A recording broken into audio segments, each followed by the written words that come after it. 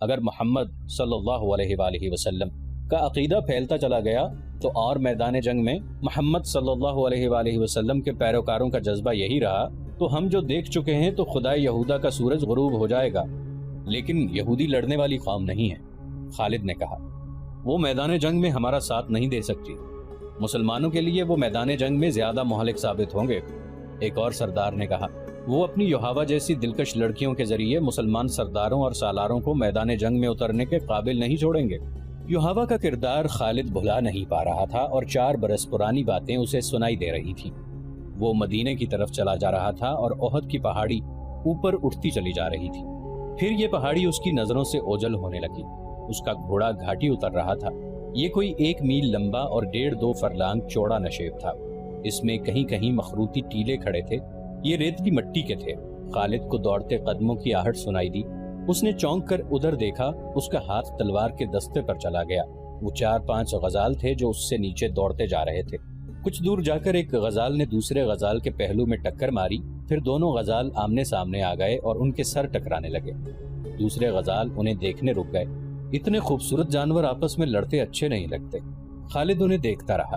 ایک تماشائی غزال نے خالد کے گھوڑے کو دیکھ لیا، اس نے گردن تانی اور کھر زمین پر مارنے لگا۔ لڑنے والے غزال جہاں تھے وہیں ساقط و جامد ہو گئے اور پھر تمام غزال ایک طرف بھاگ کھڑے ہوئے اور خالد کی نظروں سے اوجھل ہو گئے۔ قریش کے سردار 2 گروہوں میں بٹ گئے تھے۔ ان کی آپس میں دشمنی پیدا نہیں ہوئی تھی، لیکن پیار، محبت، اتحاد والی پہلی سی بات بھی نہیں رہی تھی۔ خالد کو یاد آ رہا تھا کہ سب ابو سفیان کی سرداری اور سالاری کو تسلیم کرتے تھے، لیکن کھچاؤ سا پیدا ہو گیا تھا۔ جب اتحاد کی ضرورت تھی اس وقت اہل قریش نفاق کے راستے پر چل نکلے تھے۔ خالد کو یہ صورتحال سخت ناگوار گزرتی تھی۔ کیا آپ کو معلوم نہیں کہ آپس کا نفاق دشمن کو تقویت دیا کرتا ہے؟ خالد نے ایک روز ابو سفیان سے کہا تھا، کیا آپ نے کبھی سوچا ہے کہ اس نفاق کو اتفاق میں کس طرح بدلا جا سکتا ہے؟ بہت سوچا ہے خالد، ابو سفیان نے اکتائے ہوئے سے لہجے میں کہا تھا۔ بہت سوچا ہے۔ سب مجھے پہلے کی طرح ملتے ہیں، لیکن میں محسوس کرتا ہوں کہ بعض کے دل صاف نہیں۔ کیا تم کوئی صورت پیدا کر سکتے ہو کہ دلوں سے میل نکالا جائے؟ ہاں، میں نے ایک صورت سوچ رکھی ہے، خالد نے کہا تھا۔ میں یہی تجویز آپ کے سامنے لا رہا تھا۔ جن سرداروں کے دلوں میں میل پیدا ہو گئی ہے، اب وہ سمجھنے لگے ہیں کہ ہم نام کے جنگجو رہ گئے ہیں اور ہم نے مسلمانوں کا ڈر اپنے دلوں میں بٹھا لیا ہے۔ شارجہ نے 6 مسلمانوں کو دھوکہ دے کر اور ان میں سے 2 کو آپ کے ہاتھوں مروا کر ہماری شکل و صورت ہی بدل ڈالی ہے۔ اس کا علاج یہ ہے کہ ہم مدینہ پر حملہ کریں یا مسلمانوں کو کہیں للکاریں اور ثابت کر دیں کہ ہم جنگجو ہیں اور ہم مسلمانوں کو ختم کر کے ہی دم لیں گے۔ ہمارے پاس جواز موجود ہے، ابو سفیان نے کہا تھا۔ میں نے احد کی لڑائی میں آخر میں محمد صلی اللہ علیہ وآلہ وسلم کو للکار کر کہا تھا کہ تم نے بدر میں ہمیں شکست دی تھی، ہم نے احد کی پہاڑی کے دامن میں انتقام لے لیا ہے۔ میں نے محمد سے یہ بھی کہا تھا کہ قریش کے سینوں میں انتقام کی آگ جلتی رہے گی، ہم اگلے سال تمہیں بدر کے مقام پر للکاریں گے۔ ہاں مجھے یاد ہے، خالد نے کہا۔ ادھر سے عمر کی آواز آئی تھی، اس نے کہا تھا کہ ہمارے اللہ نے چاہا تو ہماری اگلی ملاقات بدر کے میدان میں ہی ہوگی۔ آواز تو عمر کی ہی تھی، الفاظ محمد کے تھے، ابو سفیان نے کہا۔ محمد صلی اللہ علیہ وآلہ وسلم بہت زخمی تھے، وہ اونچی آواز میں بول نہیں سکتے تھے۔ میں ان کو پیغام بھیجتا ہوں کہ فلاں دن بدر کے میدان میں آ جاؤ اور اپنے انجام کو پہنچو۔ دونوں نے ایک دن مقرر کر لیا اور فیصلہ کیا کہ کسی یہودی کو مدینہ بھیجا جائے۔ دوسرے ہی دن ابو سفیان نے قریش کے تمام سرداروں کو اپنے ہاں بلایا اور بڑے جوش و خروش کے ساتھ اعلان کیا کہ وہ مسلمانوں کو بدر کے میدان میں للکار رہا ہے۔ قریش یہی خبر سننے کے منتظر تھے، انہیں اپنے عزیزوں کے خون کا انتقام لینا تھا۔ ان کے دلوں میں رسول اللہ صلی اللہ علیہ وآلہ وسلم کی نفرت بارود کی طرح بھری ہوئی تھی، یہ ایک چنگاری کی منتظر تھی۔ وہ کہتے تھے کہ محمد صلی اللہ علیہ وآلہ وسلم نے باپ بیٹے کو اور بھائی بھائی کو ایک دوسرے کا دشمن بنا دیا ہے۔ ابو سفیان کے اس اعلان نے سب کے دل صاف کر دیے اور وہ جنگی تیاریوں کی بات کرنے لگے۔ ایک دانشمند یہودی کو پیغام دیا گیا کہ وہ مدینہ جا کر نبی کریم صلی اللہ علیہ وآلہ وسلم کو دے کر جواب لے آئے۔ خالد کو یاد آ رہا تھا کہ وہ اس روز کس قدر مطمئن اور مسرور تھا۔ قریش کے سرداروں کے دلوں میں جو تقدر پیدا ہو گیا تھا وہ صاف ہو گیا۔ خالد بڑھ ہانکنے والا آدمی نہیں تھا، لیکن اس نے تہیہ کر لیا تھا کہ رسول خدا صلی اللہ علیہ وآلہ وسلم کو اپنے ہاتھوں سے قتل کرے گا۔ نعوذ باللہ۔ یہودی ایلچی جواب لے کر آ گیا۔ رسول اللہ صلی اللہ علیہ وآلہ وسلم نے ابو سفیان کی للکار کو قبول کر لیا تھا، لڑائی کا جو دن مقرر ہوا وہ مارچ 626 عیسوی کا ایک دن تھا، لیکن ہوا یوں کہ سردیوں کے موسم میں جتنی بارش ہوا کرتی تھی اس سے بہت کم ہوئی۔ اس کا نتیجہ یہ ہوا کہ یہ موسم تقریباً خشک گزر گیا اور مارچ کے مہینے میں گرمی اتنی زیادہ ہو گئی جتنی اس کے 2-3 ماہ بعد ہوا کرتی تھی۔ ابو سفیان نے اس موسم کو لڑائی کے لیے موزوں نہ سمجھا۔ اس یاد نے خالد کو شرمسار سا کر دیا۔ وجہ یہ ہوئی تھی کہ ابو سفیان موسم کی گرمی کا بہانہ بنا رہا تھا۔ مشہور مورخ ابن سعد لکھتا ہے کہ ابو سفیان نے قریش کے سرداروں کو بلا کر کہا کہ وہ کوچ سے پہلے مسلمانوں کو خوفزدہ کرنا چاہتا ہے۔ اس نے یہودیوں کی خدمات حاصل کی اور انہیں خاصی اجرت دے کر تاجروں کے بھیس میں مدینے بھیجا۔ انہیں ابو سفیان نے یہ کام سونپا تھا کہ وہ مدینے میں یہ افواہ پھیلائیں کہ قریش اتنی زیادہ تعداد میں بدر کے میدان میں آ رہے ہیں جو مسلمانوں نے پہلے کبھی نہیں دیکھی۔ اس مورخ کے مطابق مدینہ میں اس افواہ کو سچ مانا گیا اور مسلمانوں کے چہروں پر اس کے اثرات بھی دیکھے گئے۔ جب رسول کریم صلی اللہ علیہ وآلہ وسلم تک یہ افواہ پہنچی اور یہ اطلاع بھی کہ بعض مسلمانوں پر خوف و ہراس کے اثرات دیکھے گئے ہیں، تو رسول کریم صلی اللہ علیہ وآلہ وسلم نے باہر آ کر لوگوں کو جمع کیا اور اعلان کیا، کیا اللہ کے نام لیوا صرف یہ سن کر ڈر گئے ہیں کہ قریش کی تعداد زیادہ ہوگی؟ کیا اللہ سے ڈرنے والے آج بتوں کے پجاریوں سے ڈر گئے ہیں؟ اگر تم قریش سے اس قدر ڈر گئے ہو کہ ان کی للکار پر تم منہ موڑ گئے ہو تو مجھے قسم ہے خدائے ذوالجلال کی جس نے مجھے رسالت کی ذمہ داری سونپی ہے، میں بدر کے میدان میں اکیلا جاؤں گا۔ رسول خدا صلی اللہ علیہ وآلہ وسلم کچھ اور بھی کہنا چاہتے تھے، لیکن رسالت مآب صلی اللہ علیہ وآلہ وسلم کے شیدائیوں نے نعروں سے آسمان کو ہلا ڈالا۔ یہ سراغ نہ مل سکا کہ افواہ کس نے اڑائی تھی، لیکن رسول اللہ صلی اللہ علیہ وآلہ وسلم کی پکار پر قریش کی پھیلائی ہوئی افواہ کے اثرات زائل ہو گئے اور مسلمان جنگی تیاریوں میں مصروف ہو گئے۔ دن تھوڑے سے رہ گئے تھے۔ کوچ کے وقت مسلمانوں کی تعداد 1500 تھی۔ ان میں صرف 50 گھڑ سوار تھے۔ جن یہودیوں کو افواہ پھیلانے کے لیے مدینے بھیجا گیا تھا انہوں نے واپس آ کر بتایا کہ افواہ نے پہلے پورا کام کیا تھا، لیکن ایک روز محمد صلی اللہ علیہ وآلہ وسلم نے مسلمانوں کو اکٹھا کر کے چند ہی الفاظ کہے تو مسلمان بدر کو کوچ کے لیے تیار ہو گئے۔ ان کی تعداد مدینہ میں ہماری موجودگی تک 1500 تک پہنچ گئی تھی۔ ہمارا خیال ہے کہ تعداد اس سے کم یا زیادہ نہیں ہوگی۔ آج مدینہ کو جاتے ہوئے اس واقعے کی یاد نے خالد کو اس لیے شرمسار کر دیا تھا کہ وہ اس وقت محسوس کرنے لگا تھا کہ ابو سفیان کسی نہ کسی وجہ سے مسلمانوں کے سامنے جانے سے ہچکچا رہا ہے۔ خالد کو جب مسلمانوں کی تعداد کا پتہ چلا تو وہ بھڑکا بفرا ہوا ابو سفیان کے پاس گیا۔ ابو سفیان، خالد نے اسے کہا، سردار کی اطاعت ہمارا فرض ہے۔ میں اہل قریش میں سردار کی حکم دولی کی روایت قائم نہیں کرنا چاہتا، لیکن مجھے قریش کی عظمت کا بھی خیال ہے۔ آپ اپنے رویے کو تبدیل کرنے کی کوشش کریں، کہیں ایسا نہ ہو کہ قبیلہ قریش کی عظمت کا احساس مجھ میں اتنا زیادہ ہو جائے کہ میں آپ کے حکم اور رویے کی طرف توجہ ہی نہ دوں۔ کیا تم نے سنا نہیں تھا کہ میں نے یہودیوں کو مدینہ کیوں بھیجا تھا؟ ابو سفیان نے پوچھا۔ میں مسلمانوں کو ڈرانا چاہتا تھا۔ ابو سفیان، خالد نے اس کی بات پوری ہونے سے پہلے کہا، لڑنے والے ڈرا نہیں کرتے۔ کیا آپ نے مسلمانوں کو قلیل تعداد میں لڑتے ہوئے نہیں دیکھا؟ کیا آپ نے خبیب اور زید کو اہل قریش کی برچھیوں کے سامنے کھڑے ہو کر نعرے لگاتے نہیں سنا تھا؟ میں آپ سے صرف یہ کہنے آیا ہوں کہ اپنی سرداری کا احترام کریں اور بدر کوچ کی تیاری کریں۔ دوسرے ہی دن مکہ میں یہ خبر پہنچی کہ مسلمان مدینہ سے بدر کی طرف کوچ کر گئے ہیں۔ اب ابو سفیان کے لیے اس کے سوا اور کوئی راستہ نہیں رہ گیا تھا کہ وہ کوچ کا حکم دے۔ قریش کی تعداد جو بدر کوچ کے لیے تیار ہوئی وہ 2000 تھی اور 100 گھڑ سوار اس کے علاوہ تھے۔ قیادت ابو سفیان کی تھی اور اس کے ماتحت خالد، اکرمہ اور صفوان نائب سالار تھے۔ حسب معمول ابو سفیان کی بیوی ہند اور اس کی چند ایک کنیزیں اور گانے بجانے والی عورتیں بھی ساتھ تھیں۔ مسلمان رسول اکرم صلی اللہ علیہ وآلہ وسلم کی قیادت میں 4 اپریل 626 عیسوی بمقام یکم ذی القعدہ 4 ہجری کے روز بدر کے میدان میں پہنچ گئے۔ قریش ابھی اسفان کے مقام تک پہنچے تھے۔ انہوں نے وہیں رات بھر کے لیے پڑاؤ کیا۔ الصبح ان کی روانگی تھی، لیکن صبح طلوع ہوتے ہی ابو سفیان نے اپنے لشکر کو کوچ کا حکم دینے کی بجائے اکٹھا کیا اور لشکر سے یوں مخاطب ہوا، قریش کے بہادروں، مسلمان تمہارے نام سے ڈرتے ہیں، اب ان کے ساتھ ہماری فیصلہ کن جنگ ہوگی۔ ان مٹھی بھر مسلمانوں کا ہم نام و نشان مٹا دیں گے، نہ محمد صلی اللہ علیہ وآلہ وسلم اور نہ ہی ان کا کوئی نام لینے والا اس دنیا میں رہے گا، لیکن ہم ایسے حالات میں لڑنے جا رہے ہیں جو ہمارے خلاف جا سکتے ہیں اور ہماری شکست کا باعث بن سکتے ہیں۔ تم دیکھ رہے ہو کہ ہم اپنے ساتھ پورا اناج نہیں لا سکے، مزید اناج ملنے کی امید بھی نہیں، کیونکہ خشک سالی نے قحط کی صورت پیدا کر دی ہے۔ پھر اس گرمی کو دیکھو، میں نہیں چاہتا کہ میں اپنے بہادروں کو بھوکا اور پیاسا مروا دوں۔ میں فیصلہ کن جنگ کے لیے موزوں حالات کا انتظار کروں گا۔ ہم آگے نہیں جائیں گے، مکہ کو کوچ کرو۔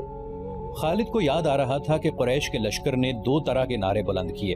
ایک ان کے نعرے تھے جو انہی حالات میں مسلمانوں کے خلاف لڑنے کا عزم کیے ہوئے تھے، دوسرے نعرے ابو سفیان کے فیصلے کی تائید میں تھے، لیکن حکم سب کو ماننا تھا۔ خالد، اکرمہ اور صفوان نے ابو سفیان کا یہ حکم ماننے سے انکار کر دیا، لیکن ابو سفیان پر ان کے احتجاج کا کچھ اثر نہ ہوا۔ ان تینوں نائب سالاروں نے یہ جائزہ بھی لیا کہ کتنے آدمی ان کے ساتھ رہتے ہیں۔ یہ جائزہ ان کے خلاف ثابت ہوا۔ لشکر کی اکثریت ابو سفیان کے حکم پر مکہ کی طرف کوچ کر گئی۔ خالد اور اس کے دوسرے ساتھیوں کو مجبوراً لشکر کے پیچھے پیچھے آنا پڑا۔ خالد کو وہ لمحہ یاد آ رہا تھا جب وہ اہل قریش کے لشکر کے پیچھے پیچھے اکرمہ اور صفوان کے ساتھ مکہ کو چلا جا رہا تھا۔ اس کا سر جھکا ہوا تھا۔ یہ تینوں ایک دوسرے کی طرف دیکھ بھی نہیں رہے تھے، جیسے ایک دوسرے سے شرمسار ہوں۔ خالد کو بار بار یہ خیال آتا تھا کہ لڑائی میں اس کی ایک ٹانگ کٹ جاتی، بازو کٹ جاتے، اس کی دونوں آنکھیں ضائع ہو جاتی تو اسے یہ دکھ نہ ہوتا جو بغیر لڑے واپس جانے سے ہو رہا تھا۔ اس وقت وہ یہ محسوس کر رہا تھا جیسے اس کی ذات مٹ چکی ہو اور گھوڑے پر اس کی لاش مکہ کو واپس جا رہی ہو۔ نبی کریم صلی اللہ علیہ وآلہ وسلم کا قتل اس کا عزم اور عہد تھا جو وہ پورا کیے بغیر واپس آ رہا تھا۔ یہ عزم بچھو بن کر اسے ڈس رہا تھا۔ اسے بہت کچھ یاد آ رہا تھا، یادوں کا ایک ریلا تھا جو ختم نہیں ہو رہا تھا۔ اسے یہودیوں کے تینوں قبیلے بنو نضیر، بنو قریظہ اور بنو قینقاع یاد آئے۔ انہوں نے جب دیکھا کہ قریش مسلمانوں کے خلاف لڑنے سے منہ موڑ گئے ہیں تو وہ سرگرم ہو گئے۔ یہودیوں نے مسلمانوں کے خلاف زمین دوز کارروائیاں شروع کی، مکہ گئے اور قریش کو مسلمانوں کے خلاف بھڑکایا، مگر قریش کا سردار ابو سفیان ٹس سے مس نہ ہوا۔ خالد کو معلوم نہ ہو سکا کہ ابو سفیان کے دل میں کیا ہے اور وہ مسلمانوں سے لڑنے سے کیوں گھبراتا ہے۔ اسی سال کے موسم سرما کے اوائل میں خیبر کے چند ایک سرکردہ یہودی مکہ گئے۔ ان کا سردار حبی بن اخطب تھا۔ یہ شخص یہودیوں کے قبیلے بنو نضیر کا سردار بھی تھا۔ یہودیوں کے پاس زر و جواہرات کے خزانے تھے۔ وہ چند ایک یہودی ابو سفیان اور قریش کے دیگر سرداروں کے لیے بیش قیمت تحفے لے کر گئے۔ ان کے ساتھ حسین و جمیل لڑکیوں کا طائفہ بھی تھا۔ مکہ میں یہ یہودی ابو سفیان سے ملے، اسے تحفے پیش کیے اور رات کو اپنے طائفے کا رقص بھی دکھایا۔ اس کے بعد حبی بن اخطب نے ابو سفیان سے خالد، اکرمہ اور صفوان کی موجودگی میں کہا کہ انہوں نے مسلمانوں کو ختم نہ کیا اور ان کے بڑھتے ہوئے قدم نہ روکے تو وہ یمامہ تک پہنچ جائیں گے۔ اگر وہ اس میں کامیاب ہو گئے تو قریش کے لیے وہ تجارتی راستہ ہمیشہ کے لیے بند ہو جائے گا جو بحرین اور عراق کی طرف جاتا ہے۔ قریش کے لیے یہ راستہ شہرک کی حیثیت رکھتا تھا۔ اگر آپ ہمارا ساتھ دیں، حبی بن اخطب نے کہا، تو ہم مسلمانوں کے خلاف خفیہ کارروائیاں شروع کر دیں گے۔ ہم مسلمانوں سے دگنے تھے تو بھی انہیں شکست نہ دے سکے۔ ابو سفیان نے کہا، ان سے 3 گنا تعداد میں ان سے لڑے تو بھی انہیں شکست نہ دے سکے۔ اگر چند اور قبیلے ہمارے ساتھ مل جائیں تو ہم مسلمانوں کو ہمیشہ کے لیے ختم کر سکتے ہیں۔ ہم نے یہ انتظام پہلے ہی کر دیا ہے۔ حبی بن اخطب نے کہا، قبیلہ غطفان اور بنو اسد آپ کے ساتھ ہوں گے، چند اور قبیلے ہماری کوششوں سے آپ کے ساتھ آ جائیں گے۔ خالد کو کیا کچھ یاد نہ آ رہا تھا۔ 3-4 سال پہلے کے واقعات اسے ایک روز پہلے کی طرح یاد تھے۔ اسے ابو سفیان کا گھبرایا چہرہ اچھی طرح یاد تھا۔ خالد جانتا تھا کہ یہودی اہل قریش کو مسلمانوں کے خلاف صرف اس لیے بھڑکا رہے ہیں کہ یہودیوں کا اپنا مذہب اسلام کے مقابلے میں خطرے میں آ گیا تھا، لیکن انہوں نے ابو سفیان کو ایسی تصویر دکھائی تھی جس میں اسے مسلمانوں کے ہاتھوں تباہی نظر آ رہی تھی۔ دوسری طرف خالد، اکرمہ اور صفوان بن امیہ نے ابو سفیان کو سر اٹھانے کے قابل نہیں چھوڑا تھا۔ ہم آپ کو اپنا سردار تسلیم کرتے ہیں، لیکن آپ یہ تسلیم کریں کہ آپ بزدل ہیں۔ اگر مسلمان موسم کی خرابی اور قحط میں لڑنے کے لیے آ گئے تھے تو ہم بھی لڑ سکتے تھے۔ آپ نے جھوٹ بول کر ہمیں دھوکہ دیا ہے۔ ابو سفیان بزدل ہے۔ ابو سفیان نے پورے قبیلے کو بزدل بنا دیا ہے۔ اب محمد صلی اللہ علیہ وآلہ وسلم کے چیلے ہمارے سر پر کودیں گے۔ اور ایسی بہت سی تنزیہ اور غصے میں بھری ہوئی آوازیں مکہ کے گلی کوچوں میں گشت کرتی رہتی تھی۔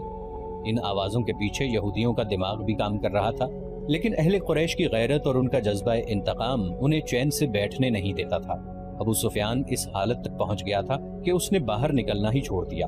خالد کو وہ دن یاد آیا جب اسے ابو سفیان نے اپنے گھر بلایا تھا۔ خالد کے دل میں ابو سفیان کا وہ احترام نہیں رہ گیا تھا جو کبھی ہوا کرتا تھا۔ وہ بادل ناخواستہ صرف اس لیے چلا گیا کہ ابو سفیان اس کے قبیلے کا سردار ہے۔ وہ ابو سفیان کے گھر گیا تو وہاں اکرمہ اور صفوان بھی بیٹھے ہوئے تھے۔ خالد، ابو سفیان نے کہا، میں نے مدینے پر حملے کا فیصلہ کر لیا ہے۔ خالد کو ایسے محسوس ہوا جیسے اس نے غلط سنا ہو۔ اس نے اکرمہ اور صفوان کی طرف دیکھا، ان دونوں کے ہونٹوں پر مسکراہٹ آ گئی۔ ہاں خالد، ابو سفیان نے کہا، جس قدر جلدی ہو سکے لوگوں کو مدینے پر حملے کے لیے تیار کر دو۔ یہودیوں نے جن قبائل کو قریش کا ساتھ دینے کے لیے تیار کیا تھا ان سب کی طرف پیغام بھیج دیے گئے۔ یہ فروری 627 عیسوی کے آغاز کے دن تھے۔ مختلف قبائل کے لڑاکا دستے مکہ میں جمع ہونے لگے۔ ان قبائل میں سب سے زیادہ فوج غطفان کی تھی، اس کی تعداد 3000 تھی۔ 700 آدمی بنو سلیم نے بھیجے۔ بنو اسد نے بھی خاصی فوج بھیجی تھی جس کا سالار طلحہ بن خویلد تھا، اس کی تعداد تاریخ میں نہیں ملتی۔ قریش کی اپنی فوج کی تعداد 4000 پیادہ اور 300 گھڑ سوار اور 1500 شتر سوار تھے۔ اس پورے لشکر کی تعداد جو مدینہ پر فوج کشی کے لیے جا رہی تھی کل 10,000 تھی۔ اس کی کمان ابو سفیان کے ہاتھ میں تھی۔ ابو سفیان نے اس متحدہ فوج کو جمعیت القبائل کہا تھا۔ ان میں سے کچھ قبائل مکہ میں نہیں آئے تھے۔ انہوں نے اطلاع دی تھی کہ جب لشکر مدینہ سے روانہ ہوگا تو وہ اپنی اپنی بستی سے کوچ کر جائیں گے اور راستے میں لشکر سے مل جائیں گے۔ خالد کو آج وہ وقت یاد آ رہا تھا جب اس نے مکہ سے کوچ کیا تھا۔ لشکر کا تیسرا حصہ ان کی کمان میں تھا۔ اس نے ایک ٹیکری پر گھوڑا چھوڑ کر وہاں سے اس تمام لشکر کو دیکھا تھا۔ اس کے لشکر کے دونوں سرے نظر نہیں آ رہے تھے۔ دف اور نفریاں اور شہنائیاں اور لشکر کی مترنم آواز جو ایک ہی آواز لگتی تھی خالد کے خون کو گرما رہی تھی۔ اس نے گردن تان کر اپنے آپ سے کہا تھا، مسلمان پس کے رہ جائیں گے، اسلام کے ذرے عرب کی ریت میں مل کر ہمیشہ کے لیے فنا ہو جائیں گے۔ یہ اس کا عزم تھا۔ یہ لشکر 24 فروری 627 عیسوی بمطابق 1 شوال مدینہ کے قریب پہنچ گیا۔ قریش نے اپنا پڑاؤ اس جگہ ڈالا جہاں احد کی لڑائی کے لیے خیمہ زن ہوئے تھے۔ وہاں 2 ندیاں آ کر ملتی تھیں۔ دوسرے تمام قبائل احد کی پہاڑی کے مشرق کی طرف خیمہ زن ہوئے۔ قریش نے یہ معلوم کرنے کے لیے کہ مدینہ کے لوگوں کو قریش کی لشکر کی آمد کی اطلاع ملی ہے یا نہیں، 2 جاسوس تاجروں کے بھیس میں مدینہ بھیجے۔ ابو سفیان اور اس کے تمام نائب سالاروں کی خواہش اور کوشش یہ تھی کہ مدینے والوں پر بے خبری میں حملہ کیا جائے، لیکن دوسرے ہی دن قریش کا ایک جاسوس جو یہودی تھا مدینہ سے آیا۔